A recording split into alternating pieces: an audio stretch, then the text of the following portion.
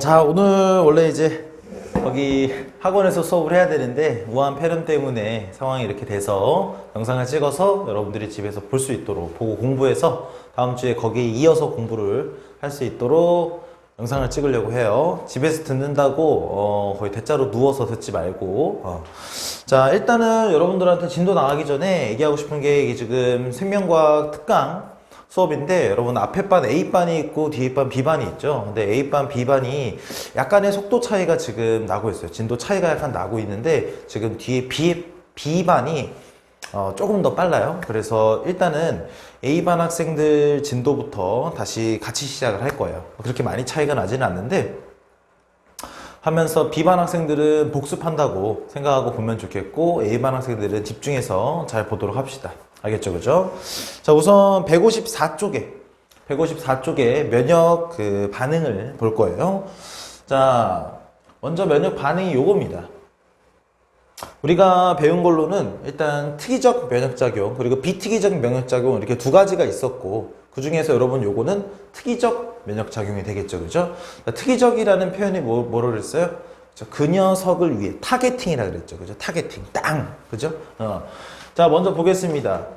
대식세포라는 녀석이 등장을 해요.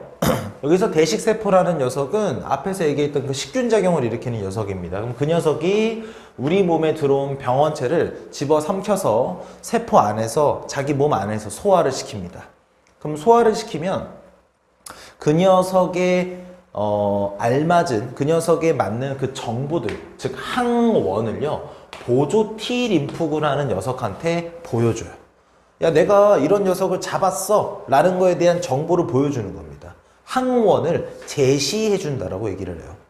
그러면 여기서 이제 보조 T림프구라는 녀석은 마치 뭔가 정보원과 같은 역할을 수행하게 되는데, 이 녀석이 방금 전에 대식세포가 잡아먹었었던 녀석에 대한 정보를 이 위쪽 길로 가냐 아래쪽 길로 가냐에 따라 전달해 주는 겁니다. 그 정보를 누구한테 전달해 주냐에 따라 길이 나눠지는 거예요.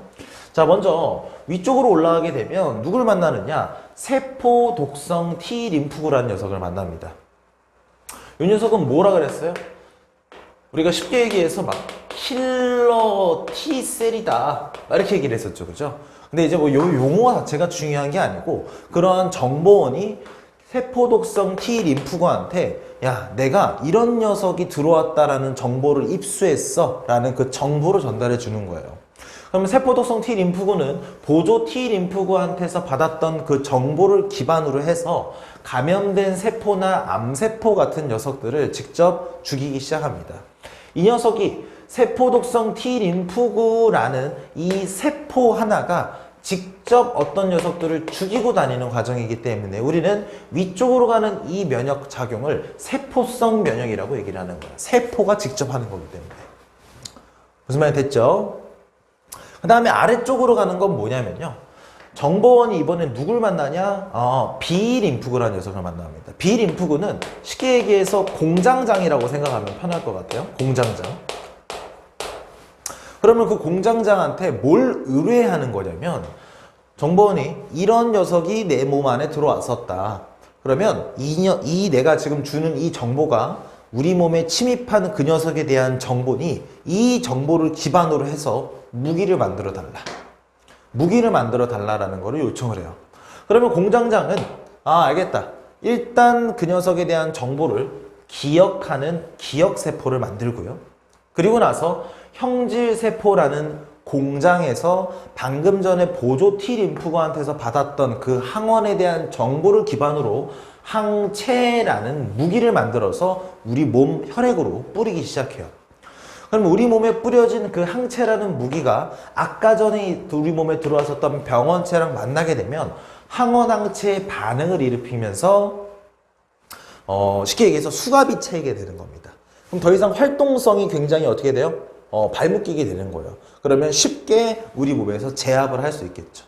이게 무슨 말이 됩니까? 그런데 여러분들 그 우리 몸에 있는 피를 바다다가 냅두고 원심분리기를 돌리면 무거운 것들은 가라앉고 가벼운 것들은 뜨죠. 그럼 가라앉는 것들은 우리가 혈구라고 불렀고, 위에 뜨는 가벼운 것들이 가라앉고 가벼운 것들이 위에 뜨면은 이런 것들을 전부 다 혈장이라고 부릅니다. 그러면 이제 항체라는 녀석은 어디에 속해 있냐면요. 여기 위에 들어가 있어요. 가벼운 녀석입니다. 굉장히 입자의 크기가 혈구, 세포성 구조물들이 전부 다 아래쪽에 가라앉아 있습니다. 적혈구, 백혈구 같은 애들. 그런 애들이랑 비교해 봤을 때 훨씬 더 사이즈가 작은 녀석이에요. 그럼 얘는 요 위에 있는, 요게 여러분 우리 몸에 있는 체액이라고도 얘기할 수 있거든요. 그래서 체액성 면역이다라고 얘기를 하는 겁니다. 이 항체가 가는 거. 그러면 그 뿌려진 항체가 병원체랑 항원항체 반응을 하게 되면 병원체를 제거하기가 훨씬 수월해지는 거예요. 그럼 우리 몸에서 면역 반응이 굉장히 효율적으로 일어날 수 있을 것이다. 적을 아주 그냥 확실하게 제압할 수 있는 거죠. 됐죠? 자, 그런데 문제가 뭐냐면 이게 1차 면역 반응이라고 써 있어요. 그러니까 내 몸 안에 어떠한 병원체가 처음 들어왔을 때가 1차 면역입니다.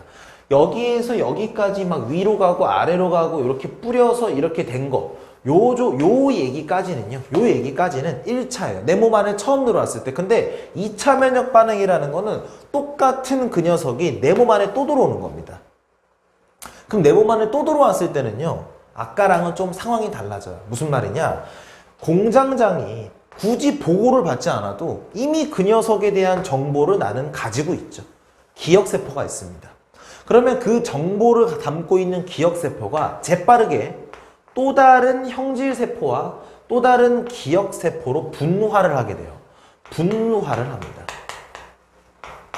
그럼 분화를 한다는 얘기는 뭘 얘기하는 거냐면 어떤 하나의 특정 세포가 서로 다른 기능을 하는 세포들로 나눠진다는 거예요. 그러면 기능이 다르니까. 그럼 이 형질세포에서는 항체를 만들겠고 기억세포는 또 기억을 하고 있겠죠. 근데 문제는 뭐냐면 처음에 들어왔을 때는 이런 과정을 거치면서 기억세포까지 형성이 되고 그리고 만들어진 형질세포에서 항체를 만들어서 가야 되니 어느 정도의 항체가 만들어지는 데까지 시간이 걸립니다. 그런데 두 번째 들어왔을 때는 여기 있는 기억세포가 아주 빠르게 바로바로 분화하고 그리고 기억세포가 애초에 한두 개가 아니거든요. 여러 개가 있단 말이죠. 그럼 그 여러 개가 일사불란하게 전부 다 또 다른 형질세포와 또 다른 기억세포로 분화를 한다면 많은 양의 형질세포가 만들어지고 그리고 많은 양의 항체가 만들어지겠죠. 무슨 말 됩니까?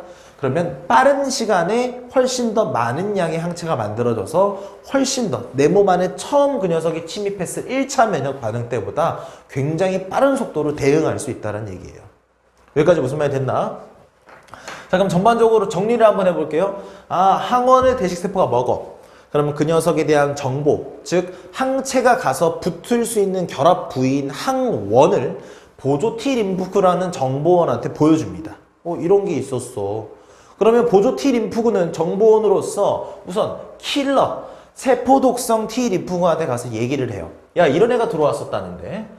그러면 얘는 그 정보를 기반으로 이미 그 녀석한테 감염된 녀석이나 아니면 암세포 같은 녀석들을 직접 죽이고 다닙니다. 이런 과정이 세포성 면역이라고 얘기를 하는 것이고, 그리고 또 B림프구라는 공장장을 찾아가요. 그러면 그 공장장은 그거에 대한 정보를 저장하면서 동시에 무기를 만들어내는 공장, 형질세포를 만들게 됩니다. 그러면 그 형질세포의 상체가 만들어지게 되고 항원항체 반응을 일으켜서 병원체를 제압하는 거. 우리 몸에 들어온 외부 물질을 제압하는 과정까지가 1차예요. 그런데 문제가 뭐냐면 똑같은 애가 또 들어왔다. 그럼 2차 침입을 했다라고 한다면은 두 번째 들어왔기 때문에 그 녀석에 대해서는 우리가 앞에 거와 똑같은 과정을 거치게 되면 시간이 오래 걸리겠죠. 바로 기억세포가 그 자리에서 분화를 해서 굉장히 많은 양의 형질세포가 만들어지고 굉장히 많은 양의 공장이 만들어진 거니까 거기에서 그만큼 더 많은 개수의 항체들이 만들어진다. 더 1차 면역 반응에 비해 빠른 시간 안에. 그러면 훨씬 더 효과적으로 제압을 할 수 있더라. 됐나요? 그렇기 때문에 요 얘기를 기반으로 이거를 그래프화한 게 여러분들 책 아래쪽에 있는 그림이에요. 여기 보게 되면 어떤 녀석이 처음 들어왔다. 그러면 항체가 바로 생기는 게 아닙니다. 어느 정도 시간이 걸려요. 이게 왜 걸리는 거야? 그 일련의 과정들을 거쳐야 되기 때문에 정보원이 정보를 전달해주고 뭐 해주고 그죠? 그러면 여기서부터 항체가 만들어지고 제압이 됐다 하면 항체를 더 이상 만들 필요는 없기 때문에 다시 줄어드는 거예요. 근데 문제가 뭐냐면 한 번 더 들어옵니다. 2차 침입을 해요.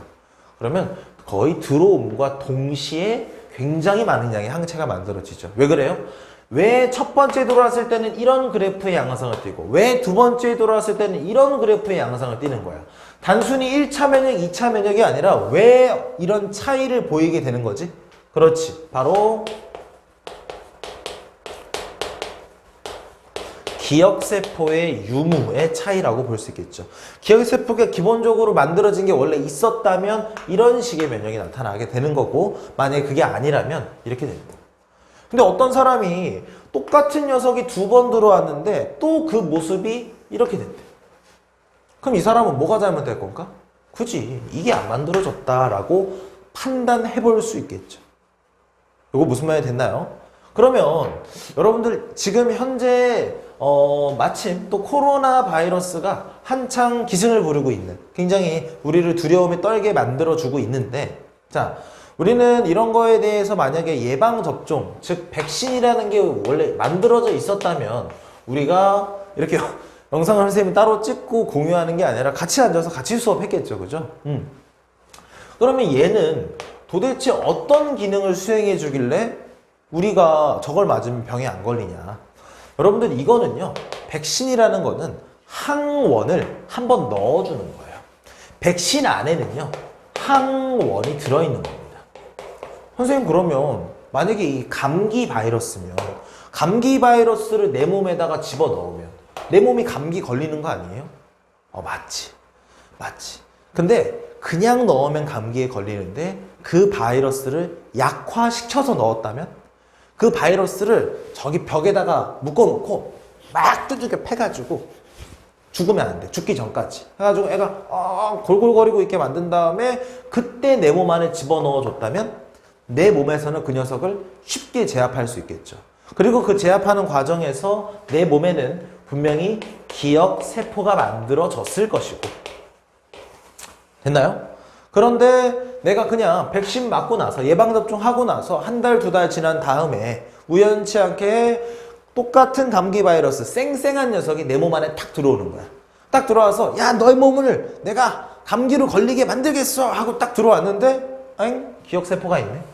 그러면 내 몸 안에 실제로 밖에서 살던 애가 들어온 건 처음이지만 나는 예방접종을 맞음으로써 이미 기억세포가 형성되어 있기 때문에 내 몸에서는 2차 면역 반응이 일어나는 거예요. 그래서 굉장히 효과적으로 그 녀석을 제압하면서 나는 병에 걸리지 않을 수 있다.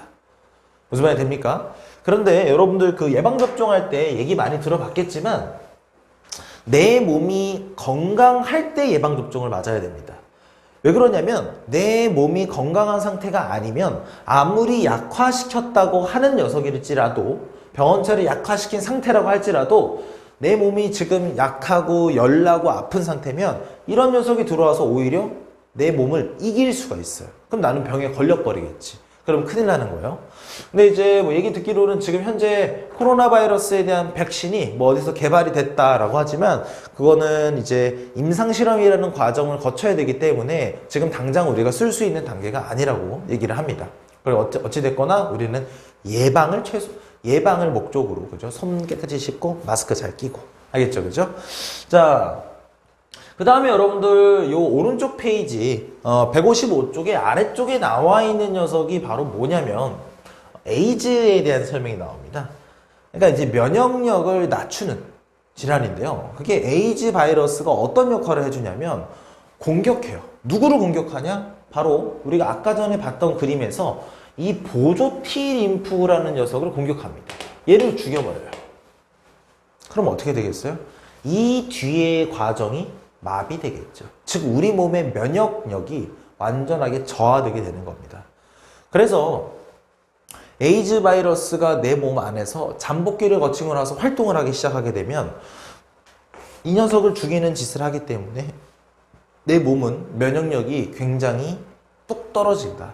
그래서 굉장히 많은 그 에이즈 병뿐만 아니라 여러 가지 질병들이 동시다발적으로 걸릴 수 있어요.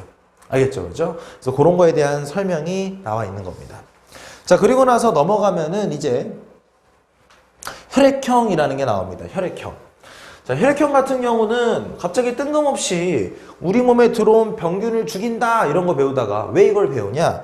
왜냐면 혈액형을 구분 짓는 방식이 이 항원항체 반응과 굉장히 유사하기 때문인데, 자, 우리 몸에 있는 적혈구는요 크게 4종류가 있다라고 보면 됩니다. 물론 혈액형을 나누는 혈액형은 ABO식 혈액형이 있고요. 그다음 우리가 흔히 A형, B형 얘기하는 거. 그리고 나서 RH 혈액형이 있고 뭐 몇 개 더 있어요. 근데 그 중에서 우린 대표적으로 ABO식 혈액형과 RH에 대해서만 배워볼 겁니다. 요거는 먼저 ABO 혈액형이에요. 자, 내가 만약에 A형이다, B형이다, O형이다, AB형이다 라고 한다면 그 사람들이 각각 가지고 있는 적혈구는 다 달라요. 뭐가 다르냐? 그런 적혈구의 표면에 있는, 여러분 병원체에도 표면에 항원이라는 부위가 있었죠. 항체가 가서 결합할 수 있는 부위, 그런 결합할 수 있는 부위가 있습니다. 물론 얘가 적구는 아니잖아, 우리 몸에 있는 적혈구인데. 그래서 우리는 그 결합할 수 있는 부위를 응집원이라고 불러요. 그러니까 응집을 일으키는 원인이 되는 부위라는 겁니다. A형이 만약에 이런 모양을 띠는 녀석을 가지고 있었다면 B형은 이런 모양을 가지고 있는 녀석이에요. 요거는 실제로 이렇게 생겼다라는 게 아니고 이렇게 주로 빗대서 표현을 합니다. O형은 아무것도 없어요. 그래서 O입니다. O. 그리고 A, B형은 이렇게 생긴 거와 이렇게 생긴 거를 둘 다 가지고 있는 녀석이기 때문에 A, B형이다 라고 불러요. 무슨 말이 되죠? 그리고 나서 이 응집원 부위에 가서 결합할 수 있는 항체 같은 녀석이 또 있는데요. 그 항체는 우리가 응집소라고 얘기를 합니다. 응집소. 응집소는 여러분들 크게 두 종류가 있어요. A라는 응집원 A와 결합하는 알파라는 응집소가 있고요. 항체죠, 어떻게 보면 일종의. 그 다음에 응집원 B와 결합하는 베타가 있습니다. 그러면 A와 결합하는 알파다라고 한다면 모양이 어떻게 되는 거예요? 그렇지, 요 모양이랑 맞아 떨어져야 되니까 간단하게 그리자면 요런 녀석이라고 생각할 수 있을 거고, 베타와 결합한다고 생각하면 어떻게 되는 걸까? 그렇지, 이렇게 되는 모습이라고 볼 수 있겠죠. 그런데 A형인 사람은 이런 적혈구를 가지고 있고 어떤 응집소를 가지고 있냐라고 했을 때 이렇게 생각하면 좀 편해요. 죽지는 않되 나머지는 가지고 있다. 자기를 죽이는 것 빼고 나머지는 가지고 있는 거예요. 자, 그럼 예를 들어서 얘가 알파를 가지고 있다고 해봅시다. 그럼 이걸 가지고 있는 거죠. 그럼 얘는 시체예요, 시체. 왜? 지가 가지고 있는 거랑 지 적혈구랑 만나서 떡질 거거든. 항원항체 반응이 일어날 거거든. 그러면 이게 떡이지거든요, 피가. 무슨 말이 됩니까? 그러면 안 되겠죠. 그럼 자기를 죽이는 거 빼고 나머지는 가지고 있어야 됩니까? 그렇지, 베타를 가지고 있어야 되겠지. 이렇게 생긴 녀석. 얘는 베타 가지면 죽죠. 알파 가지고 있는 거. 얘는 그렇지, 알파든 베타든 상관없어요. 둘 다 가지고 있습니다. 그 다음에 AB형인 사람은 그렇지, 아무것도 가지고 있으면 안 되는 거야. 됐나요? 가지고 있으면 안 되지, 하나라도. 무슨 말이 돼요? 그래서 ABO형을 구분 짓는 거는 이런 특징으로 인해서 나누어지는 겁니다. 근데 여러분들 이제 혈액형 검사를 해본 사람도 있고 안 해본 사람도 있을 텐데, 해본 사람은 알겠지만 왜 피 끝에 조금 손가락 따가지고 피 방울을 두 군데에 떨어뜨려요. 그럼 각각 두 군데에 서로 다르게 색깔을 띠고 있는 약을 들이붓고 막 젓습니다. 그러면 네가 무슨 혈액형이에요? 결과가 나오죠, 그죠? 근데 그때 내가 떨어뜨리고 사용하는 용액이 어떤 용액이냐면 이렇게 두 개를 씁니다. 항A 혈청이라는 녀석과 그 다음에 항B 혈청이라는 녀석을 써요. 그러면 항A 혈청은 뭐고 항B 혈청은 뭐냐? 뒤에 일단 혈청부터 있죠. 혈청이라는 건 뭐냐면 아까 얘기했는데 피 받아놓고 원심 분리기 돌리면 가라앉는 거 우리가 혈구라고 부르고, 위에 뜨는 거 가벼운 거 혈장이라 그랬죠, 그죠? 그리고 이 혈장에 우리가 흔히 얘기하는 항체가 있다 그랬어요. 그러면은 이런 응집소 알파 베타도 요런 데 떠 있다는 얘기겠죠. 그런데 지금 여기서 혈장이라는 곳에서 이 피가 굳게 만들어주는 성분이 있습니다. 그 성분을 제거한 게 혈청이에요. 근데 이제 그 성분이 우리한테 사실 중요한 건 아니거든요. 지금 현재 이걸 배우는 시점에서. 그래서 혈장과 혈청은 거의 비슷한 녀석이라고 봐도 되겠습니다. 즉, 혈청 안에는 이러한 응집소들이 들어있다라고 보면 돼요. 그럼 알파가 들어있든지 베타가 들어있든지 이렇게 되겠죠. 그죠?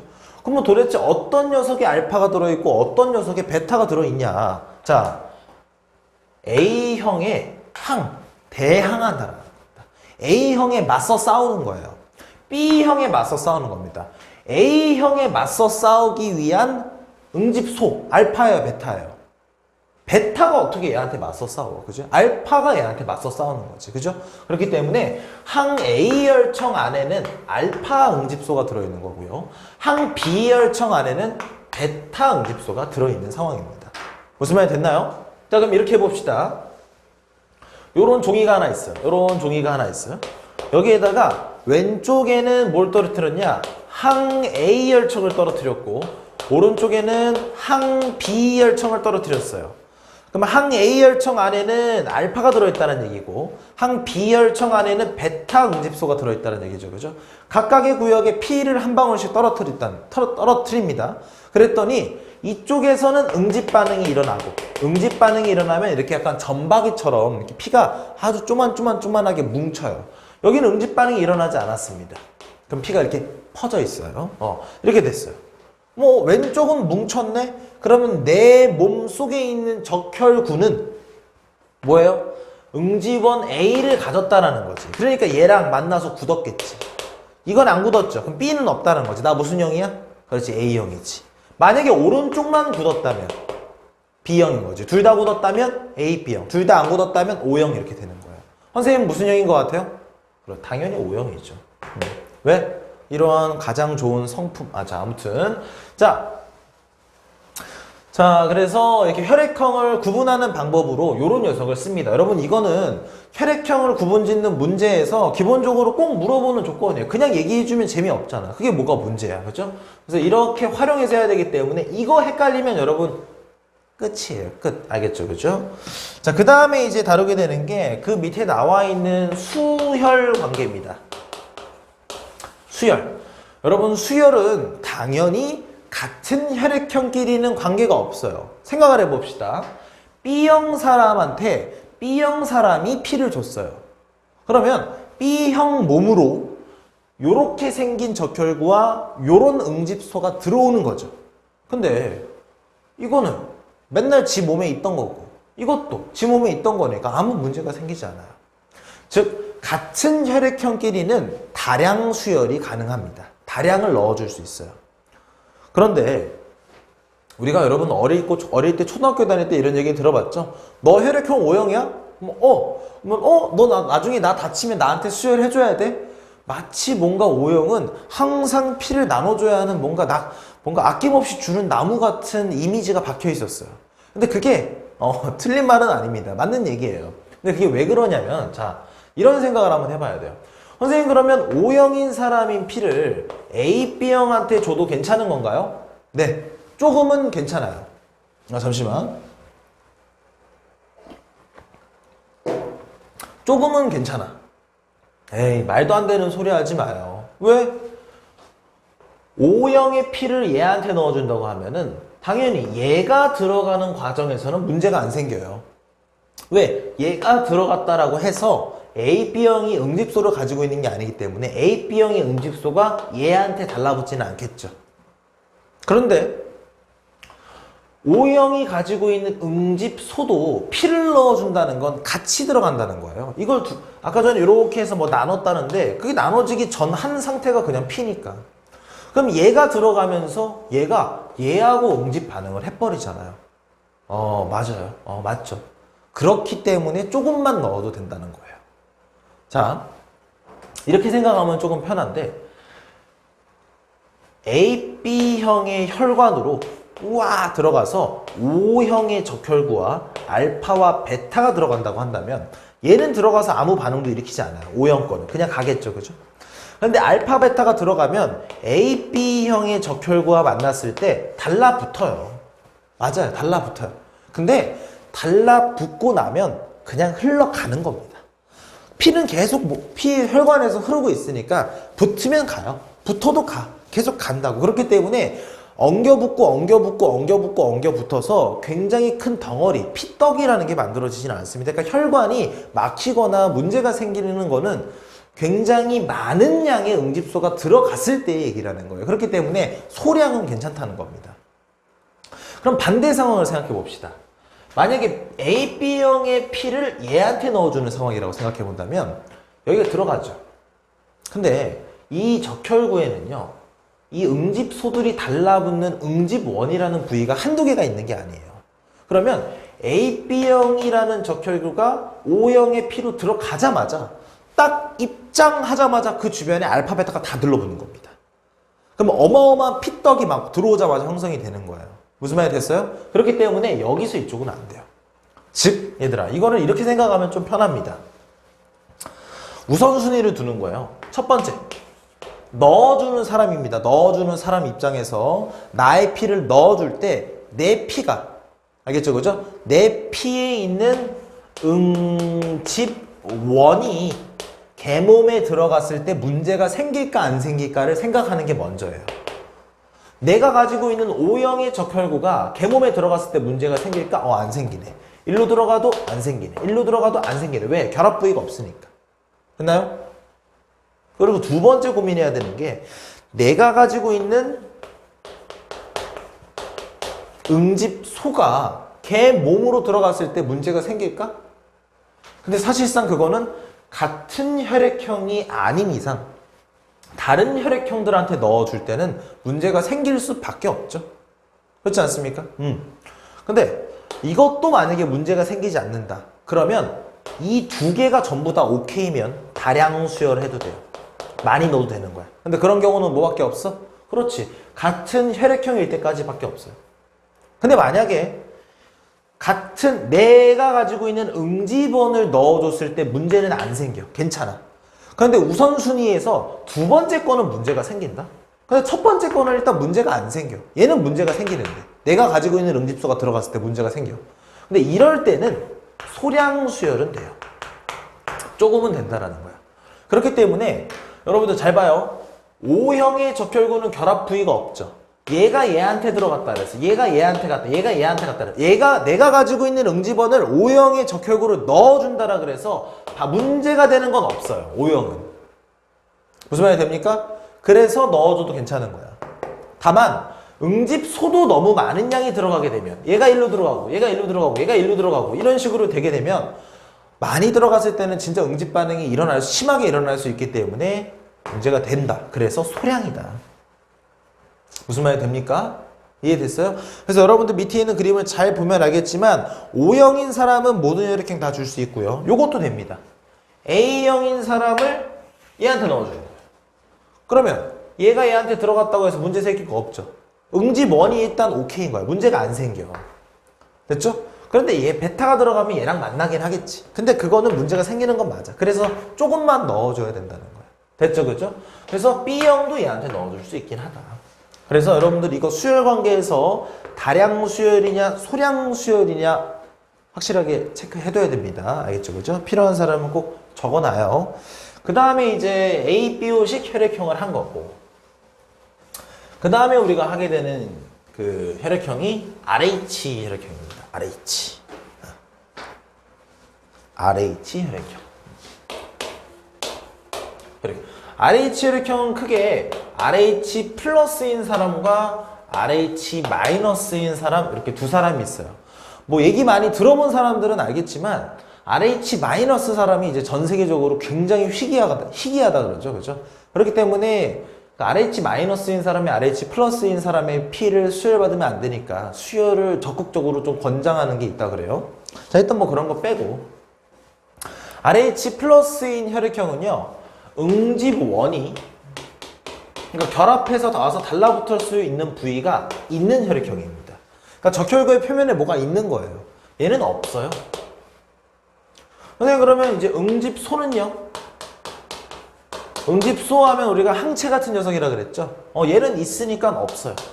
없어요. 왜냐면 두 종류밖에 없으니까. 우리가 A, B, O는 A랑 B랑 O가 있었으니까. 그죠? 그러니까 항체의 종류도 알파, 베타 이렇게 두 개가 있었지만 얘는 있냐 없냐 이거의 차이기 때문에 얘는 없다. 그럼 얘가 뭐가 있을 것 같죠? 얘 없어요. 이게 특징입니다. 여러분들이 여기서 이제 많이 초반부에 헷갈려 하는 게 뭐냐면 아니 O형도 앞에서 배운 거 보면은 응집원은 없지만 응집소는 있잖아요. 이렇게 되는데 RH는 그걸 적용시키면 안 돼요. RH-인 사람은 응집원도 없고요. 응집소도 없습니다. 다만 RH-인 사람이 살다가 보니 우연치 않게 RH+인 사람의 응집원이 얘 몸 안에 들어갔다.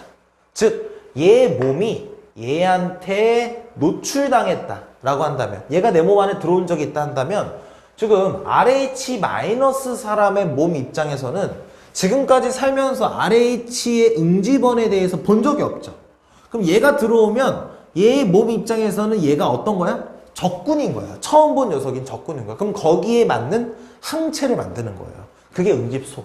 그러면 노출이 된 적이 있으면 만들어지는 거예요. 무슨 말인지 알겠나요? 선택적이라는 거죠. 그러니까 사람에 따라 원래 태어났을 때 RH-는 사람은 없어. 근데 살다 보니 우연치 않게 뭐 피가 섞였거나 수혈을 좀 받았거나 그러면은 생겨져 있다. 무슨 말이 됐나요? 오케이. 그래서 여러분들 158쪽의 맨 하단부에 RH 응집원이 들어오면 생긴다라고 적혀 있는 거예요. 그런데 여기에서 여러분 아주 대표적인 예시, 그러니까 요 RH를 통해서 거의 빠지지 않고 나오는 예시 중에 하나가 바로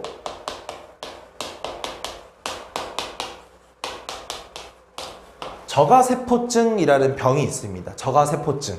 자, 저가세포증이라는 병은 뭐냐면 요렇게 엄마 얼굴, 엄마 몸 이렇게 했을 때요. 근데 이 엄마가 RH-혈액형이야. 그런데 이 어머님이 임신을 했는데 임신을 했을 때의 자녀 첫째가 RH+혈액형이었어요. 무슨 말이 됐나요? RH+혈액형이야. 그런데 이 여러분들도 많이 알겠지만 아이와 엄마는요 서로 영양소도 주고받고요 노폐물도 서로 교환을 하죠. 그죠? 그러면 이 교환을 하는 장소가 어디예요? 그렇지, 태반이죠. 태반.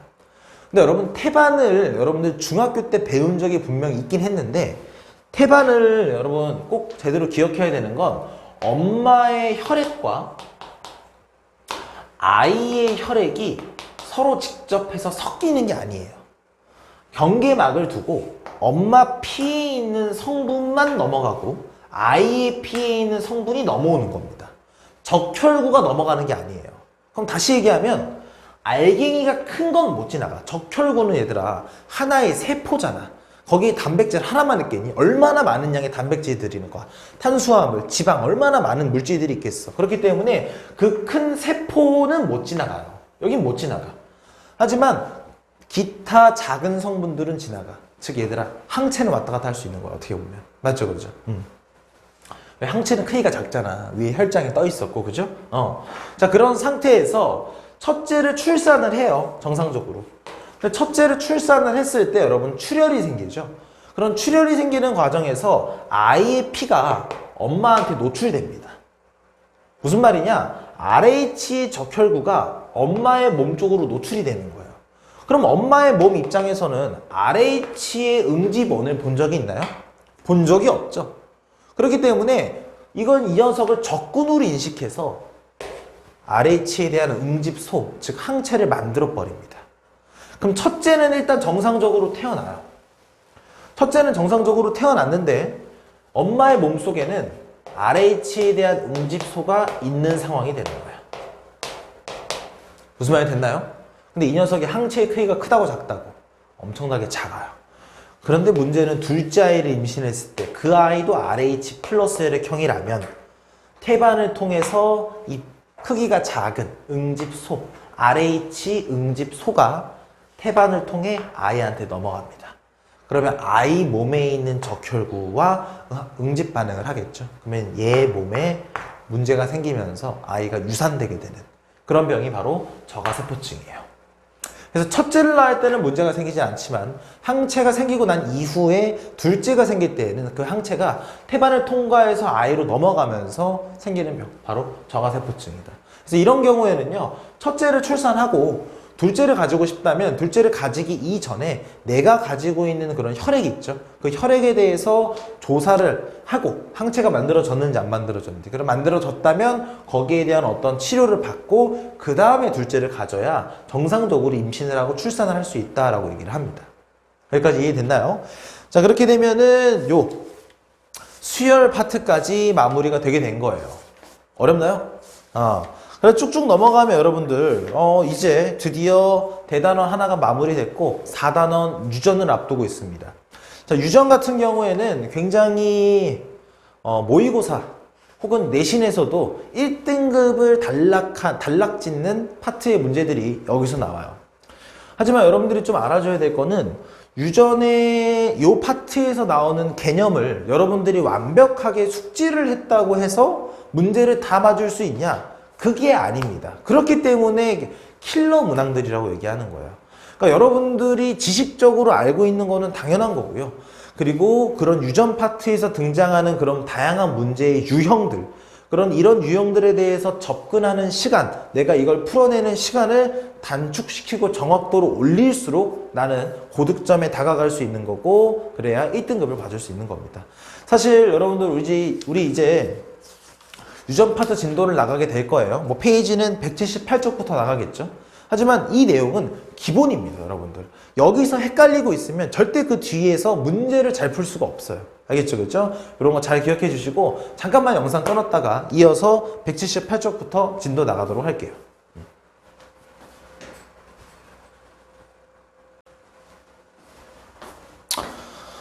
자, 이제 다시 보게 되면 178쪽에 우선 염색체라는 녀석부터 등장을 하죠. 여러분들 사실 이 그림이 굉장히 익숙해야 됩니다, 사실. 뭐 익숙까지는 아니더라도 저거 이런 느낌은 있어야 돼요. 왜 그러냐면 요 앞쪽 세포 주기를 배우는데, 세포 주기를 배울 때 거의 대부분의 내용이 중학교 때 배웠던 내용과 거의 한 80% 90% 정도는 일치합니다. 그렇기 때문에 혹시라도 기억이 나지 않는다면 좀 상기를 시키면서 들으면서 막 새록새록 떠올라야 돼요. 알겠죠? 그죠? 자, 먼저 배우는 건 염색체입니다. 자, 염색체라는 녀석은 기본적으로 사람 같은 경우에는 46개의 염색체를 가지고 있다라고 얘기를 하죠. 요렇게 생긴 녀석이 46개가 있는 겁니다. 요거를 이제 2개로 카운팅을 하면 안 돼요. 알겠죠? 그죠? 하나다. 근데 우리가 일반적으로 염색체를 이렇게 그리기도 하고 요 모양으로 그리기도 하는데요. 요거와 요거는 무슨 차이가 있냐? 얘도 똑같이 하나고 얘도 똑같이 하나인데 얘가 복제돼서 덩치가 2배가 되는 형태가 이 형태입니다. 알겠죠? 그죠? 왜 이렇게 나오는지는 뒤에 가서 다시 배우게 될 거예요. 어찌됐건 이렇게 만들어진 염색체는요, 사실상 풀어 헤치면 염색사라는 녀석으로 됩니다. 염색사 때 이 사는 실사를 의미하죠. 그러니까 실처럼 풀어져 있다라는 거예요. 다시 거꾸로 가면은 염색사가 똘똘똘똘 말려있는 형태가 염색체 하나의 덩어리가 되는 겁니다. 됐죠? 근데 이 염색사는 실제로 쭉 가면은 DNA라는 물질과 그리고 단백질이라는 물질이 서로를 감싸고 있는 형태로 구성이 되어 있어요. 우리는 지금 이렇게 감싸져 있는 이 구조물, DNA가 이렇게 있고 중간에 단백질을 얘가 이렇게 똘똘똘똘 말고 가는, 여러분들 책에 보면은 이렇게 단백질 알갱이 4개가 있네요. 그죠? 이렇게 4개가 말려있는 이런 구조를 뭐라고 합니다? 거기 보면은 뉴클레오솜이라고 얘기를 하죠.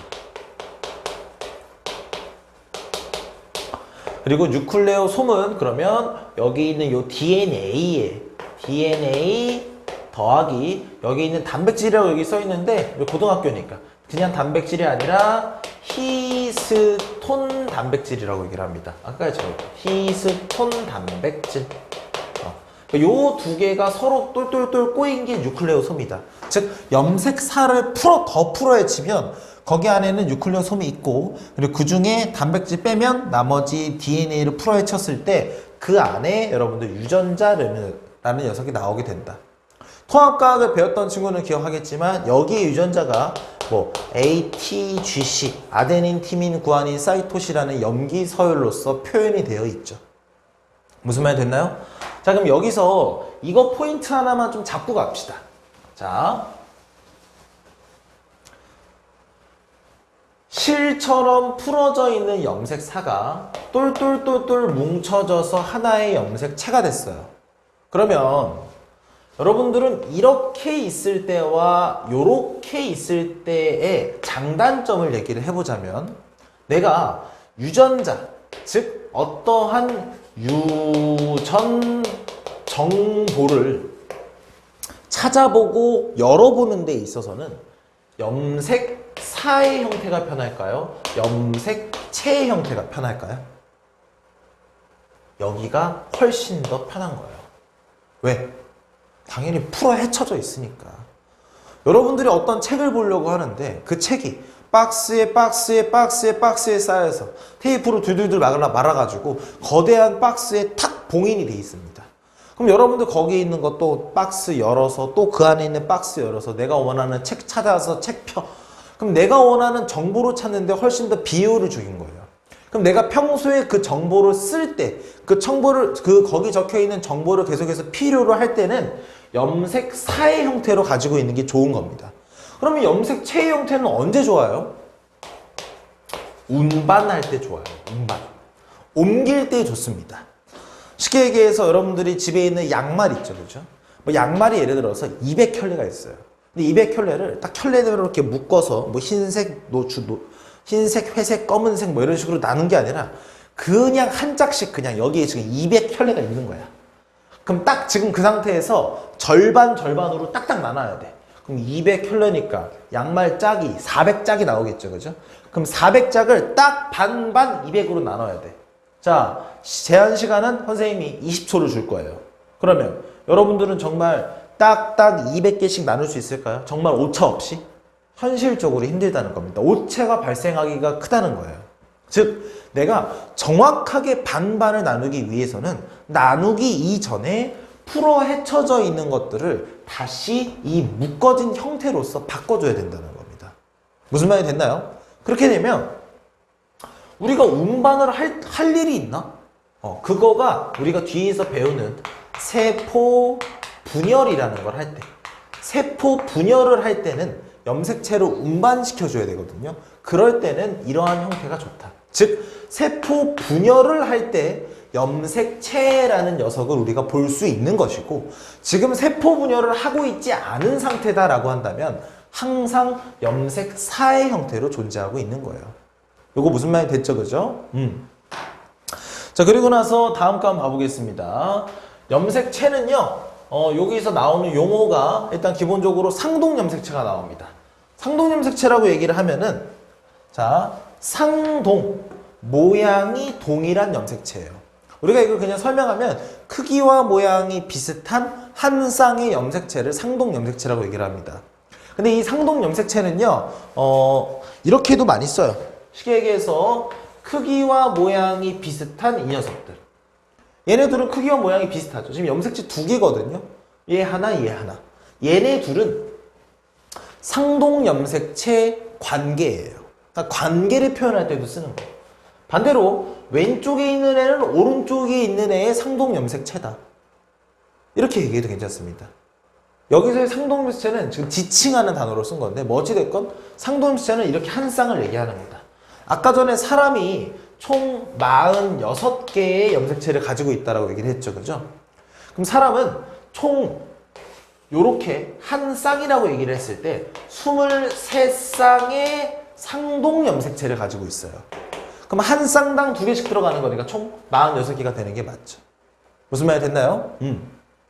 여기서 중요한 포인트는, 자, 상동 염색체에 한 쌍만 그렸을 때, 요렇게 되고 요렇게 됐을 때, 자, 여기 있는 요 녀석과 여기 있는 요 녀석은 각각 출처가 다릅니다, 여러분. 그러니까 여러분들 몸속에 있는 세포를 꺼내서, 거기에 있는 유전자를 꺼내서, 염색체를 꺼내서 관찰을 우리가 해보면 이런 식으로 한 쌍씩 총 23쌍의 상동 염색체 쌍이 있어요. 그런데 얘와 얘, 오른쪽에 있는 애와 왼쪽에 있는 애는 각각 출처가 다른 게 하나는 아빠한테 받은 거고요. 하나는 엄마한테 받은 겁니다. 하나는 아빠한테 받고 하나는 엄마한테 받은 거예요. 여러분들 기억하는지 모르겠지만 잘 봐요. 여러분들 염색체 46개죠? 왜? 사람이잖아. 사람은 46개거든. 그럼 여러분들의 엄마도 46개야. 여러분들의 아빠도 46개야. 엄마의 난자와 아빠의 정자가 만들어져서 만나는 게 여러분들이야. 그럼 여러분들 어떻게 46개지? 말이 안 되지. 몇 개가 돼야 돼? 92개가 돼야 되는 거 아닌가? 아니지. 어떻게든 46개를 유지시켜야 되는 거기 때문에 이것들 중에 절반만 뽑아낸 게 난자 정자고 그 둘이 만난 게 나죠. 그러면 절반을 뽑아내는 기준이 뭐냐? 엄마가 분명히 46개 가지고 있었는데 그 중에 어떤 거 23개를 골라낸 거냐? 아빠가 가지고 있는 46개 중에 어떤 거 23개를 골라낸 거냐? 엄마도 아빠도 46개고 그 다음에 상동물체 23쌍이니까 저 위에서부터 1번 쌍, 2번 쌍, 3번 쌍, 4번 쌍 쭉 가서 총 23개의 쌍이 나오겠죠. 그죠? 그것들 중에 한 쌍에서 하나씩 뽑은 거야. 한 쌍에서 하나씩, 한 쌍에서 하나씩, 한 쌍에서 하나씩을 뽑으면 몇 개가 나오겠어? 23개가 나오죠. 그 23개가 정자고 난자고 이렇게 되는 거예요. 아까 여기가 난자였나? 난자고 정자고 이렇게 되는 거예요. 됐죠? 그죠? 그래서 그 둘이 만나는 거기 때문에 내가 가지고 있는 상동 염색체 한 쌍도 하나는 엄마한테 받았다면 엄마가 하나씩 뽑아서 준 거라면 하나는 아빠가 뽑아서 준 거더라. 됐죠? 그 다음에 그 한 쌍의 상동 염색체에서 같은 위치에 있는 유전자를 우리는 대립 유전자라고 얘기를 합니다. 근데 대립 유전자 같은 경우에는 우리가 뭐라고 얘기를 하냐면 같은 위치에 있는 유전자는 같은 것에 대해서 지정을 해요. 예를 들어서 엄마한테 받은 1번 상동 염색체, 아빠한테 받은 1번 염색체, 그러니까 이 둘이 지금 한 쌍이라는 겁니다. 그랬을 때 엄마의 1번 염색체의 이 위치에 예를 들어서 탈모에 관련된 유전자가 있었어. 예를 들어.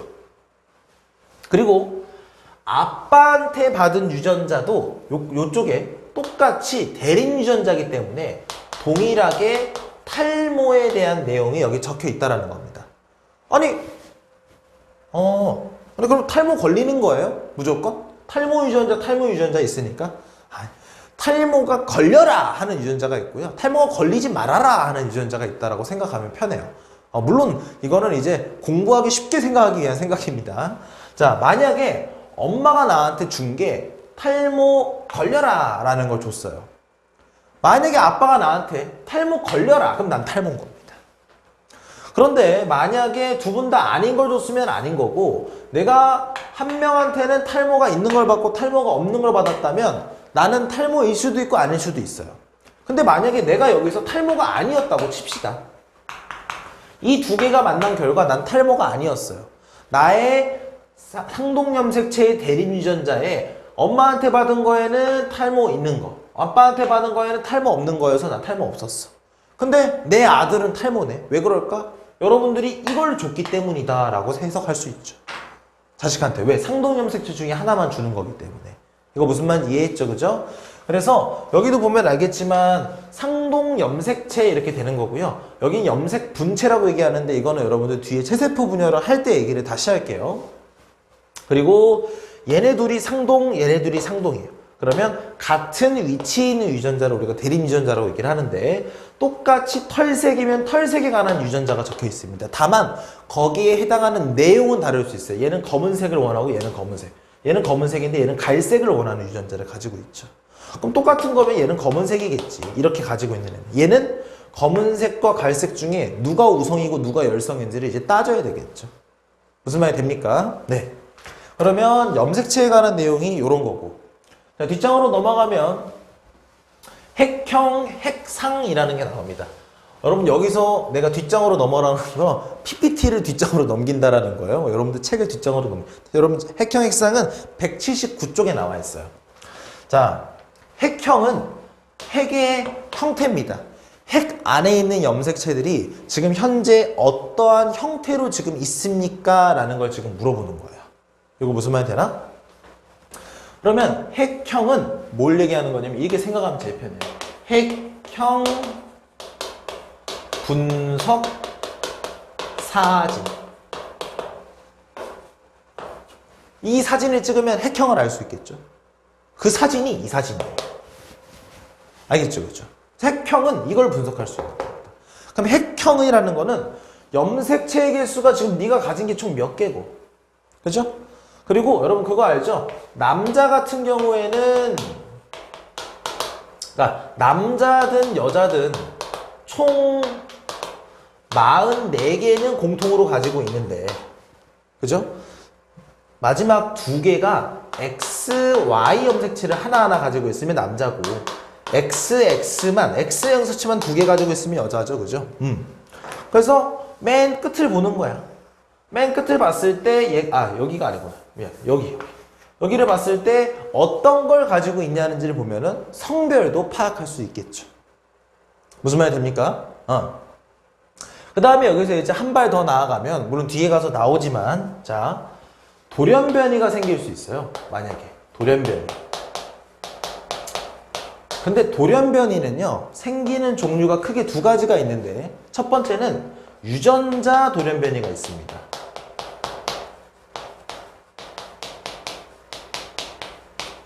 그리고 또 하나는 염색체 돌연변이가 있어요.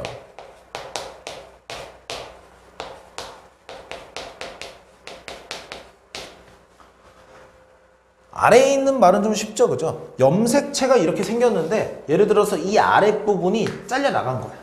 그럼 염색체 돌연변이거든요. 유전자 돌연변이는 뭐냐면 염색체를 풀어 헤쳐. 그럼 염색사. 그럼 염색사에서 히스톤 단백질 빼. 그죠? 뉴클레오솜이 나오니까 또 빼. 그러면 그 DNA 안에 있는 ATGC 염기 서열에서 뭐 하나 바뀐 거야. 문제가 생긴 거야. 그게 유전자 돌연변이. 자, 유전자 돌연변이가 생겼어. 염색체 모양이 바뀌어 보일까? 이렇게 생각을 해봐요. 한 건물이 있는데 그 건물 안에 있는 나사 하나가 빠졌어. 티가 날까? 티가 안 나지.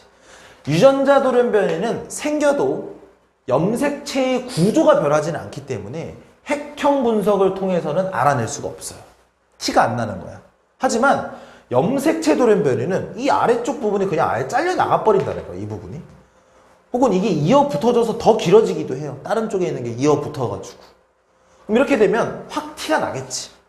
그러면 염색체 돌연변이는 핵형 분석을 통해서 파악할 수 있다. 요거 무슨 말이 됩니까? 어이, 좋았다. 요게 핵형이었어요. 그 다음에 이제 핵상은 뭐냐?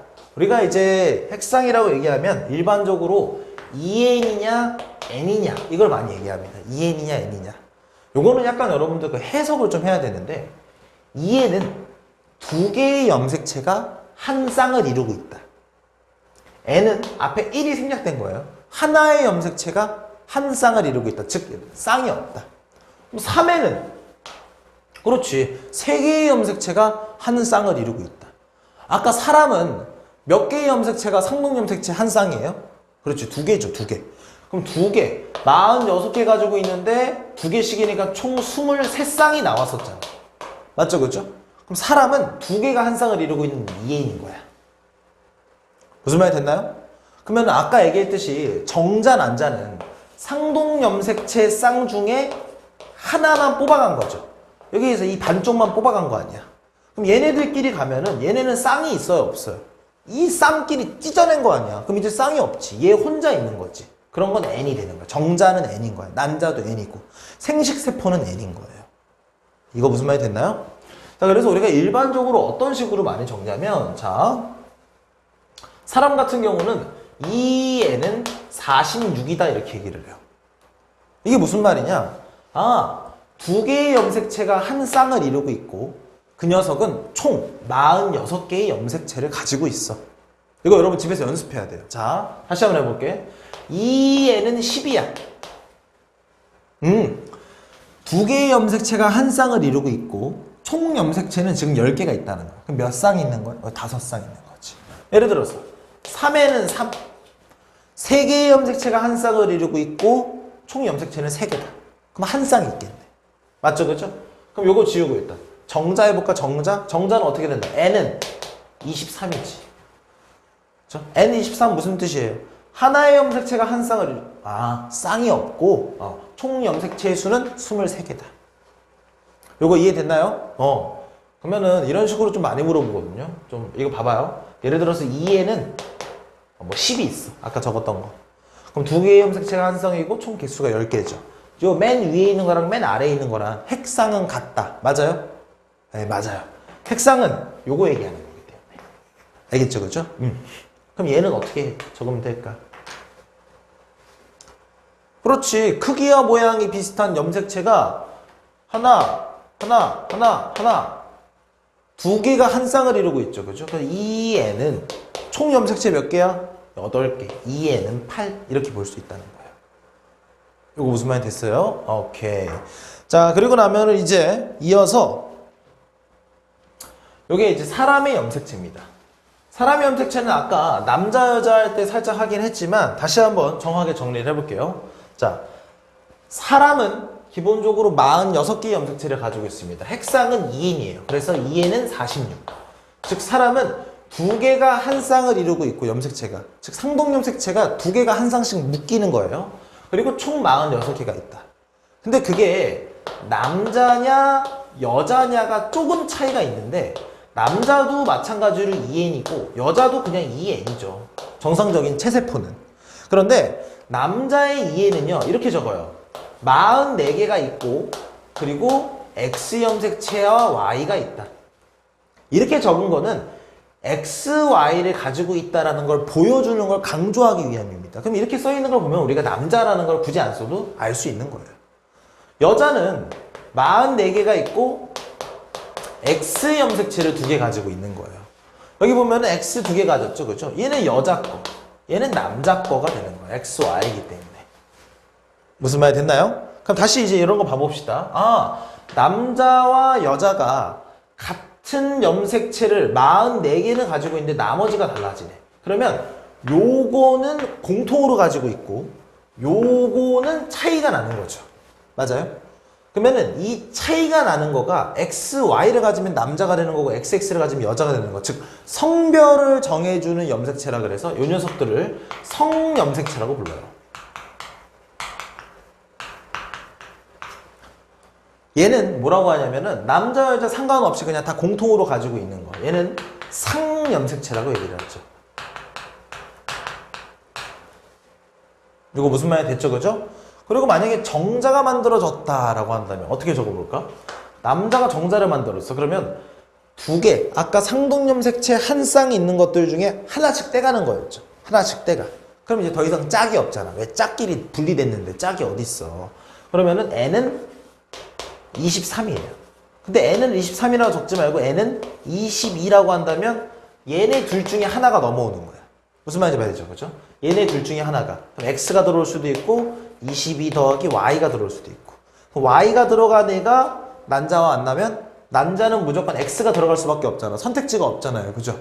그러면 무조건 남자애가 생기게 되는 거고 정자가 X 염색체를 가지고 있는 게 들어간다면 뭐가 되는 거야? 그렇죠. 여자아이가 만들어지는 거예요. 여기까지 무슨 말이 됐죠? 그죠? 여러분 여기까지만 하더라도 그냥 기본적인 우리가 알고 있었던 중학교 때 배웠었던 지식입니다. 전부 다.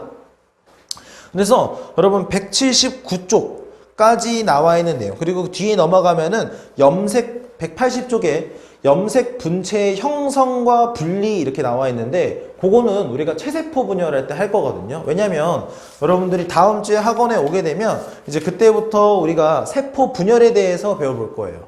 그럼 세포 분열에 대해서 배울 때 여러분들 그 염색 분체가 이제 분리되는 그런 상황들을 배우면서 그때 내가 다시 설명해 줄 테니까 그때 보도록 하고 여러분들 그 오늘 진도 나가는 건 일단 여기까지예요. 진도 나가는 건 여기까지고 다음 주에 그 우리가 요 세포 분열 파트 그때 거기를 수업을 할 때 되도록이면 한 번쯤은 예전에 배웠었던 체세포 분열과 생식세포 분열 그 영상을 한 번은 찾아보고 와봤으면 좋겠어요. 만약에 찾아보기가 싫다면 그냥 참고서를 한번 쓱 보는 것도 괜찮고, 그냥 영상을 보고 싶다면 뭐 선생님이 우리 SAC 학원 유튜브 채널에 올려놓은 영상도 있고, 만약에 그게 싫으면 뭐 EBS나 다른 매체를 통해서 보고 와도 괜찮아요. 한번 고등학생들은 특히나 상기를 한번 시키고 왔으면 좋겠다는 거예요. 자, 그러면 오늘 이렇게 수업 듣느라고 고생했고, 다음 주에 건강한 모습으로 손 잘 씻고 마스크 잘 해서 건강한 모습으로 다음 주에 봅시다. 고생했어요. 안녕.